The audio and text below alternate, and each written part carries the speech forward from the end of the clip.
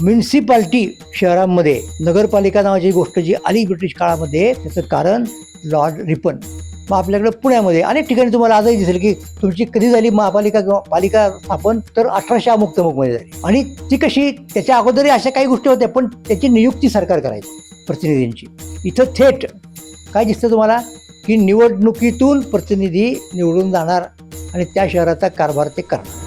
माधवराव जोशी नावाचे नाटककार होते, त्यांनी म्युन्सिपाल्टी ह्याच नावाने एक नाटक लिहिलं आणि त्या नाटकामध्ये म्युन्सिपाल्टीच्या कारभाराचं विडंबन केलेलं आहे. आता विडंबन म्हणून एक गोष्ट ठीक आहे, असं येतं, खूप नाटक चाललं ते, पण त्याच्यातलं दुसरा एक अंतर्गत त्याचं जर लॉजिक पाहिलं ना, तर असं दिसतंय की लोकांच्याकडनं लोकप्रतिनिधी जर निवडून यायचे झाले तर ते सगळ्यात थरात नाही येणार ना, आणि कदाचित खालच्या थरातल्या लोकांची संख्या जास्त असल्यामुळे त्यांचे येतील. मग त्यांना ह्या वरच्या थरातल्या लोकांच्या बरोबर एकत्र नांदावं लागेल, हे नाही काही लोकांना मनापासून पटलं, म्हणून त्यांनी त्याचं विडंबन करण्याचा प्रयत्न केला. हाही एक पद्धत तिथे आहे. ही एक प्रकारे नापसंती आहे ती व्यक्त केली गेली ब्रिटिश लोकांची, ब्रिटिश अधिकाऱ्यांची इन पर्टिक्युलर, ज्याला आपण नोकरशाही म्हणतो, त्यांची भावना, त्यांची सहानुभूती नव्हती काँग्रेस. आणि म्हणून त्यांनी काय केलं माहिती आहे का, की काँग्रेसला शह देणारी अशी एक दुसरी संस्था निर्माण होईल का याचे प्रयत्न केले, आणि ती झाली. त्यांना ते करता आली. त्यांना कोण सापडलं त्यावेळेला, आपण म्हणतो ना की फोडा आणि राज्य करा अशी त्यांची नीती होती. तर त्याच्यामध्ये त्यांना सापडले काही मुसलमान, आणि मुसलमानांनी मग त्यावेळेला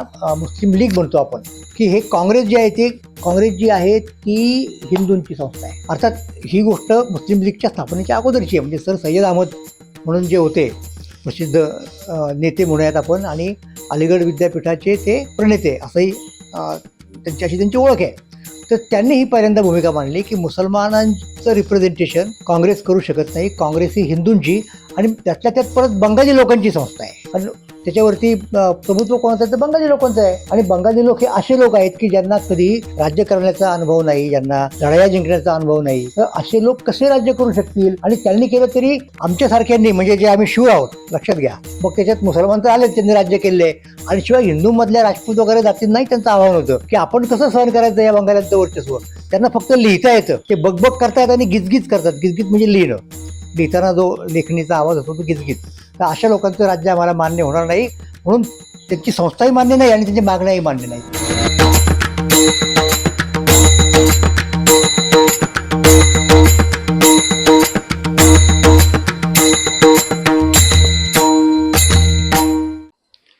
नमस्कार, मी सदानंद मोरे आपणा सर्वांचं महाराष्ट्र मंथनमध्ये मनापासून स्वागत करतो.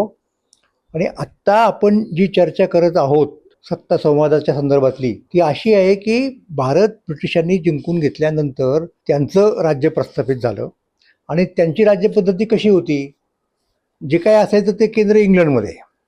तर इंग्लंडमध्ये त्यावेळेला राजा किंवा राणी केंद्रस्थानी, परंतु मधल्या काळात ब्रिटिश प्रजेनं म्हणजे लोकांनी लढा देत देत देत राजेशाहीच्या विरोधामध्ये राजेशाही अशी एक मर्यादित केलेली होती, आणि खऱ्या अर्थाने लोकशाही ज्याला म्हणू शकू आपण, ती सुरू त्यांच्या ह्याच्यात झालेली होती. मला त्या गोष्टीची कल्पना आहे, आपल्याला इंग्लंडचा इतिहास काही पाहायचा नाही. तर ती जी पार्लमेंटरी डेमोक्रेसी, म्हणून तर इंग्लंडला जगातल्या लोकशाहीची, आधुनिक काळातल्या लोकशाहीची जननी म्हटलं जातं, किंवा तिथे पाळणा हल्ला असं म्हटलं जातं. तर ब्रिटिश जेव्हा भारतामध्ये आले तेव्हा हळूहळू लोकांना ब्रिटिशांचा परिचय जसा जसा होत गेला, युरोप खंडामधल्या इतिहासाचा वगैरे वगैरे, तसतसं लोकशाहीचाही परिचय झाला. आणि लोकहितवादी गोपाळ हरी देशमुख, मी ज्यांचं नाव घेतलं, त्यांनी अशाच प्रकारची लोकशाही आपल्याकडे असली पाहिजे, अशाच प्रकारचं पार्लमेंट आपल्याकडे स्थापन झालं पाहिजे, आणि त्यासाठी 100 वर्ष लागतील असा अंदाज केलेला होता.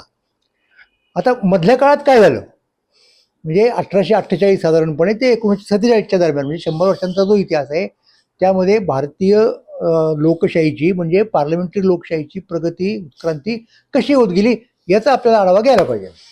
आणि तो आढावा घेताना एकदम काही होऊ नाही शकलं ना, एकदम पार्लमेंटरी डेमोक्रेसी कशी येणार, तर मध्ये काही स्थानिक स्वराज्य संस्था ज्यांना म्हणतो आपण, म्हणजे म्युन्सिपाल्टी, लोकल बोर्ड वगैरे, त्यांचा विचार करायला पाहिजे. अर्थात लोकशाहीचा उच्चार आणि विचार हे जेव्हा लोकहितवादी गोपाळ हरी देशमुख करत होते, तो सगळ्याच लोकांना भारतातल्या कळत होता किंवा त्यांच्यापर्यंत पोहोचला होता किंवा त्यांना मान्य होता असं नाही. बहुतेक लोकांचं मन असं म्हणू शकतो आपण की राजेशाहीमध्येच अडकलेलं होतं. त्याचं उत्तम उदाहरण म्हणजे जेव्हा 1857 साली एक मोठा उठाव झाला सैनिकांच्याकडनं आणि ब्रिटिशांना हाकलून दिलं पाहिजे या जाणीवेतून झाला, तेव्हा अर्थात इंग्लंडमध्ये व्हिक्टोरिया राणी होती, म्हणजे सिम्बॉलिकली का होईना पण महत्वाची गोष्ट आहे नक्की. त्यावेळेला आपण ते राज्य हटवून, कंपनीचं सरकार हटवून काय करायचं या संबंधीचं चित्र काय असेल तर ते चित्र म्हणजे दिल्लीचा जो तेव्हाचा मोगल बादशाह होता, वयोवृद्ध होता, त्याचं नाव बहादूरशाह, तर त्याला त्या सिंहासनावरती बसवायचं अशी ती कल्पना होती. आता तो उठाव ब्रिटिशांनी मोडून काढला हा वेगळा मुद्दा आहे, पण त्याचा दुसरा परिणाम झाला. ब्रिटिश सत्ता अधिक बळकट झाली, ते अधिक शहाणे झाले, अधिक त्यांनी यंत्रणा आपली मजबूत केली आणि त्या मजबूत करण्यामध्ये मुख्य एक काय भाग होता की त्यांनी शस्त्र धारण करण्यावरती बंदी आणली. हा फार महत्वाचा मुद्दा आहे. आपला महाराष्ट्र आयुधोपजीवी होता एकेकाळी, म्हणजे मराठ्यांचं राज्य असायचं, लोकांच्याकडे शस्त्र मस्त घोडेबिडे असायचे, असे राज्य सगळे अटकेपार आपण वेगात सगळे गेलो, भीमथडीची तट्ट तिकडे काय काय वगैरे वगैरे आपल्याला सगळ्या गोष्टी माहिती आहेत. आता परत बंड होऊ नये अशा प्रकारचं या भूमिकेतून ब्रिटिशांनी भारतातल्या लोकांना चक्क शस्त्रास्त्र बंद ठेवायचेच नाही, जप्त करायला लागले, ते सगळे जमा करा सरकारमध्ये. महात्मा गांधींनी जेव्हा सांगितलं की आपला लढा प्रतिकार अहिंसात्मक असला पाहिजे, तेव्हा महात्मा गांधींना एक प्रॅक्टिकल गोष्ट माहिती होती की समजा लढून स्वातंत्र्य मिळत झालं तर लढण्यासाठी शस्त्र कुठे आहेत, कशाने लढणार, लाठाकाठ्यांनी तर ब्रिटिश पोलिसांचा किंवा सैन्याचा प्रतिकार नाही करता येत. हा त्याच्यामधला एक प्रॅक्टिकल शहाणपणाचा मुद्दा होता, याची आपण सहसा नोंद घेत नाही. असो, तो थोडासा एक विषयांतर झाला. तर मग मुद्दा असा आला की आपल्याला हे त्यांनी केलेलंच आहे ब्रिटिशांनी, मग आता लोकांना ब्रिटिश राज्य कधीच जाणार नाही असं वाटायला लागलं. मग आता काय करायला पाहिजे तर ब्रिटिश राज्याच्या अंतर्गत आपल्याला जास्तीत जास्त पद्धतीने लोकशाहीचा, प्रातिनिधिक सत्तेचा कसा टप्पा कसा गाठता येईल. मग त्याच्यातला सगळा महत्त्वाचा मुद्दा असा आला की ज्याला आपण लोकल गव्हर्नमेंट म्हणतो, म्हणजे स्थानिक स्वराज्य संस्था, तिथपासून सुरुवात करायला पाहिजे हे त्यांच्या लक्षात आलं. आणि तिथं त्यांनी काय केलं माहिती का, स्थानिक स्वराज्य संस्थेच्या संदर्भात योगायोगानं त्यांना एक अतिशय चांगला गव्हर्नर जनरल मिळाला आणि त्याचं नाव लॉर्ड रिपन. त्यावेळेला भारताच्या ब्रिटिश सत्तेची राजधानी म्हणजे कलकत्ता होती. तर त्यानं तिथे स्थानिक स्वराज्य संस्थेचा कायदा करून घेतला आणि राबवलं सगळं धोरण. ते म्युन्सिपाल्टी शहरांमध्ये नगरपालिका नावाची गोष्ट जी आली ब्रिटिश काळामध्ये, त्याचं कारण लॉर्ड रिपन. मग आपल्याकडे पुण्यामध्ये अनेक ठिकाणी तुम्हाला आजही दिसेल की तुमची कधी झाली महापालिका किंवा पालिका स्थापन तर 1800 मध्ये झाली. आणि ती कशी, त्याच्या अगोदरही अशा काही गोष्टी होत्या, पण त्याची नियुक्ती सरकार करायचं प्रतिनिधींची. इथं थेट काय दिसतं तुम्हाला की निवडणुकीतून प्रतिनिधी निवडून जाणार आणि त्या शहराचा कारभार ते करणार. आता रिपनची ही जी कृती आहे ही आणि अशाच आणखीन त्यांनी काही कृती केल्या. म्हणजे उदाहरणार्थ भारतीय वंशाच्या न्यायाधीशाला ब्रिटिशांचे खटले चालवायची परवानगी किंवा तरतूद हे आवडलं नाही त्यावेळेला. इल्बर्ट बिल म्हणतात त्या प्रकरणाला, ते त्यांनी कलकत्त्याच्या त्या याच्यामध्ये आणलं आणि प्रचंड चिडले सगळे ब्रिटिश लोक, त्याला काढून टाका, त्याला पळवून न्यायचं सुद्धा कट झाला होता, कारस्थान झालं होतं. तर असं हा रिपन, त्याच्या गोष्टी लोकांना आवडत नाहीत त्या. तर त्याने म्युन्सिपाल्टी म्हणजे स्थानिक स्वराज्य आणलं आणि तुम्हाला सांगतो की भारतातल्या लोकांना तो फार आवडला, त्याचं स्वागत झालं. पुण्यामध्ये म्हणजे महाराष्ट्रातली गोष्ट सांगतो तुम्हाला, शंकर मोरो रानडे या नाटककारांनी नाटकच लिहिलं, अधिकार दान विवेचन, हा सगळा म्युन्सिपाल्टी कशी आली, तिचा कारभार कसा चालणार आहे वगैरे वगैरे. तर बघा, म्हणजे आता उदाहरणार्थ आपण म्हणू शकतो की ब्रिटिश लोकांना तिथल्या कलकत्त्यातल्या नक्कीच असं वाटलं असणार की हा मूर्ख आहे, आपला अधिकार कशाला त्यांना द्यायचा स्थानिक लोकांना वगैरे वगैरे, म्हणून त्यांनी त्याच्या विरुद्ध काही प्रतिक्रिया नोंदवणं आपण समजू शकतो. पण खुद्द भारतातल्या काही लोकांना सुद्धा ते आवडलं नाही. माधवराव जोशी नावाचे नाटककार होते, त्यांनी म्युन्सिपाल्टी ह्याच नावाने एक नाटक लिहिलं आणि त्या नाटकामध्ये म्युन्सिपाल्टीच्या कारभाराचं विडंबन केलेलं आहे. आता विडंबन म्हणून एक गोष्ट ठीक आहे, हसू येतं, खूप नाटक चाललं ते, पण त्याच्यातलं दुसरा एक अंतर्गत त्याचं जर लॉजिक पाहिलं ना तर असं दिसतंय की लोकांच्याकडनं लोकप्रतिनिधी जर निवडून यायचे झाले तर ते सगळ्यात थरात नाही येणार ना, आणि कदाचित खालच्या थरातल्या लोकांची संख्या जास्त असल्यामुळे त्यांचे येतील, मग त्यांना ह्या वरच्या थरातल्या लोकांच्या बरोबर एकत्र नांदावं लागेल. हे नाही काही लोकांना मनापासून पटलं, म्हणून त्यांनी त्याचं विडंबन करण्याचा प्रयत्न केला. हाही एक पदर तिथे आहे, ही एक प्रकारे नापसंती आहे ती व्यक्त केली गेलेली. आणि त्याच दरम्यान आपल्याला असं दिसतं की एक अत्यंत महत्वाची गोष्ट घडली भारतामध्ये, ती म्हणजे इंडियन नॅशनल काँग्रेस, भारतीय राष्ट्रसभेची स्थापना. आणि हा एक लँडमार्क म्हणतो इतिहासामधला की भारत हा मुद्दा समजून घ्या. त्याच्या अगोदरच्या सगळ्या संस्था ज्या आहेत ना त्या लोकल असायच्या, इलाख्यापुरत्या असायच्या, शहरापुरत्या असायच्या. म्हणजे पुणे सार्वजनिक सभा किंवा बॉम्बे प्रेसिडेन्सी अमुक तमुक किंवा मद्रास तमुक तमुक, कलकत्त्याचं तसंच. इथे पहिल्यांदा अशी गोष्ट घडते की एक भारतीय कक्षा, कार्यकक्षा असणारी, ज्युरिडिक्शन असणारी एक संस्था, सार्वजनिक संस्था उभी राहते. आणि ती काही प्रमाणात पॉलिटिकल सुद्धा आहे. ती सामाजिक, सुरुवातीच्या काळात सामाजिकता त्याच्यामध्ये होती, कारण सामाजिक परिषद तिथंच भरवायची या सगळ्या इंडियन नॅशनल काँग्रेसच्या मंडपात. असा प्रघात न्यायमूर्ती रानडे यांनी त्या वेळेला पाडलेला होता. त्याला लोकांनी हरकत केली आणि तो बाजूला पडला. पण मला सांगायचा मुद्दा असा की अशा पद्धतीने काँग्रेसची स्थापना, आणि काँग्रेसची स्थापना का, हा मुद्दा मी तुम्हाला सांगतो की इथे भारतीयांना, आपण भारतातले सगळे लोक एक आहोत, आपलं एक राष्ट्रीयाची जाणीव झाली, हे महत्त्व आहे. आणि त्याचा परिणाम पुढे काय होतो, त्याचा परिणाम असा होतो की आम्हाला ब्रिटिशांच्या प्रमाणे आमचे प्रतिनिधी निवडून द्या. स्वातंत्र्य मागत नाही आहेत, कारण स्वातंत्र्य मागणं शक्यच नाही त्या काळामध्ये.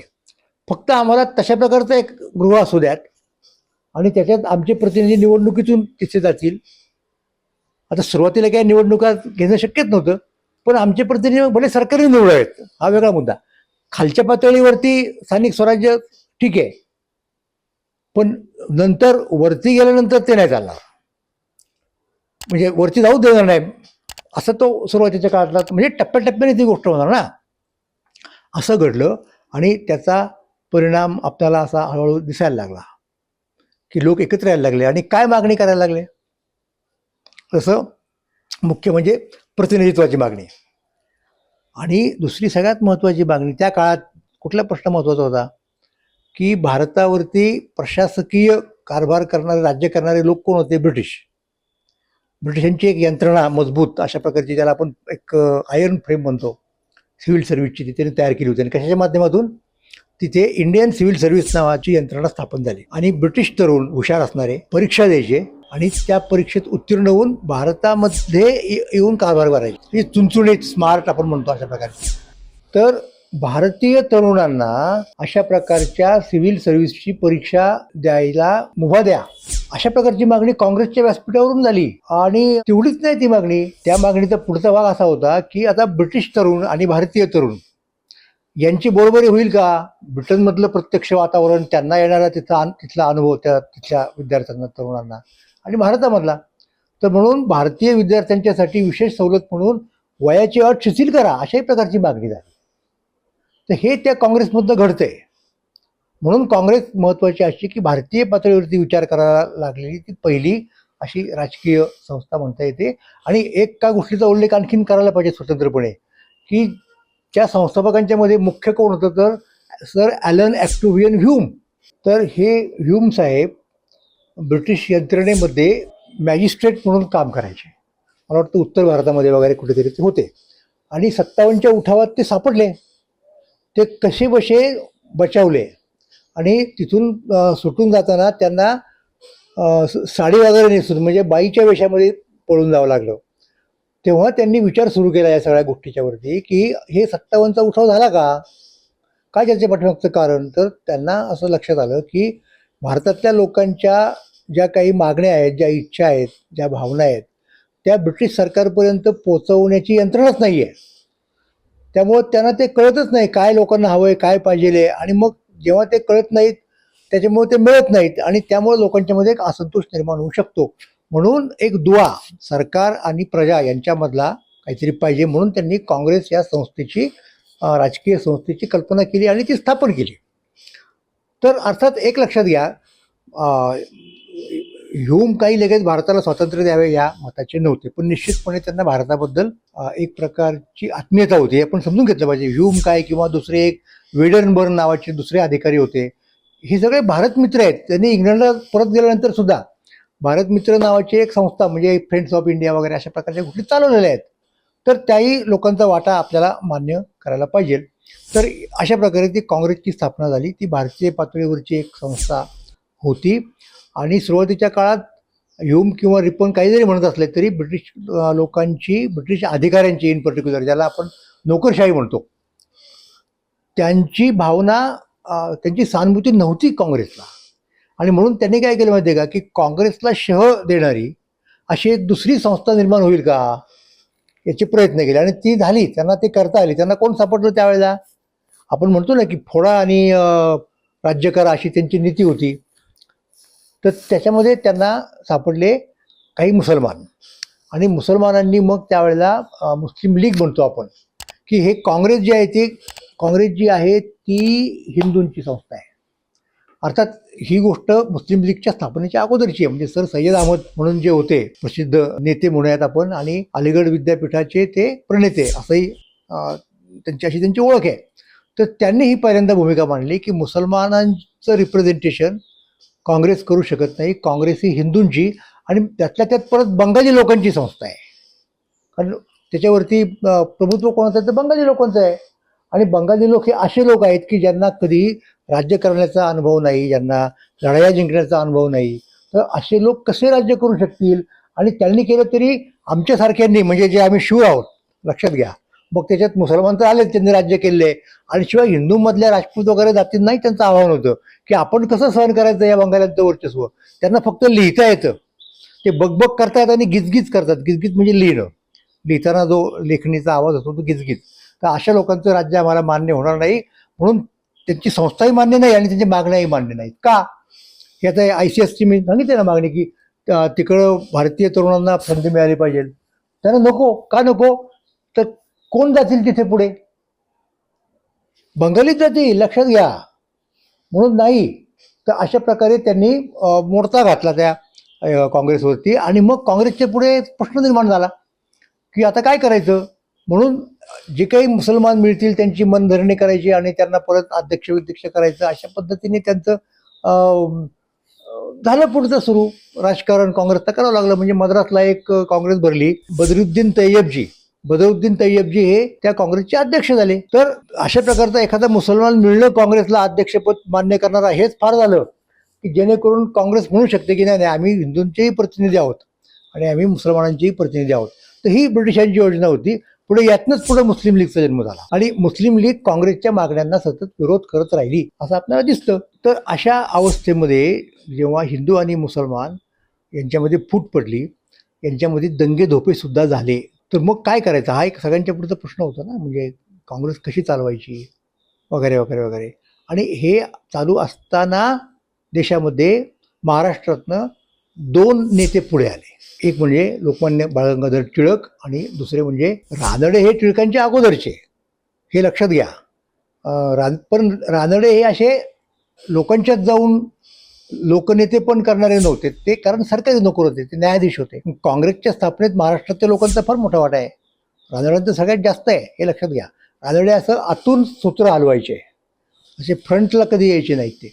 पण रानड्यांच्या नंतर महाराष्ट्रामध्ये जे 2 नेते महत्त्वाचे निर्माण झाले काँग्रेसचे, लक्षात घ्या.